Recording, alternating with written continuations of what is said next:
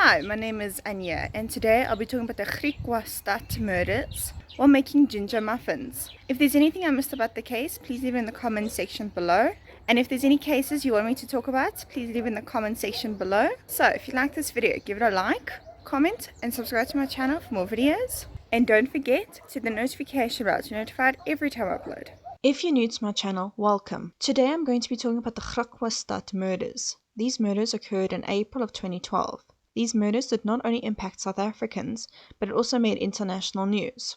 I'll be talking about this case while making ginger muffins. Disclaimer, I am telling the case as I perceived it. I mean no disrespect to the victims or the victim's family. Let me know in the comments if I missed something about the case. Let's first get a brief background story. Don Steenkamp was born in 1997. He had a younger sister at the time of the murders. He was also underage. The crime is as follows. Don's father, Dion, age 44, mother, Christelle, age 43, and sister, Martella, age 14, were found brutally murdered on their farm. The only surviving victim was Don. When questioned by the police to explain the timeline of events, they kept changing, but here's what Don said happened on this terrible day. Don was in the barn when he heard gunshots. He stayed in the barn until the shots died down.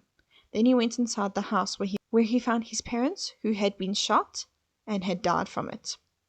He found his sister also shot, but she had not passed away yet. He claims he tried to pick his sister up, yet she died in his arms. She fell to the ground, gripping his shirt, causing it to tear. He then found the discarded weapons at the farm gate. He picked them up and took them to the police station. The story is fitting too well. Like, weapons just happened to be at the farm gate. Why would intruders leave their weapons behind? On the stand, his story kept falling apart. Details changed, and allegedly he had asked someone 2 days after the murders how much he would inherit. Now, I don't know about you, but I think in this situation, money should be the last thing on your mind. During the trial, blood splatter that was identified as his sister's blood was found in front of the barn, which contradicts his statement that the murders took place in the house. A blood-stained shirt was also found in one of the rooms. The accused admitted that it was indeed his shirt, and he had changed it because it was covered in blood. Like, of course it's covered in blood. You just killed your whole family.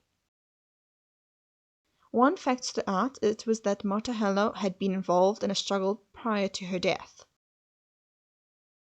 Many believe that the motive behind this crime is that he had raped his sister previously, and when he wanted to rape her again, she fought back and threatened to tell her parents.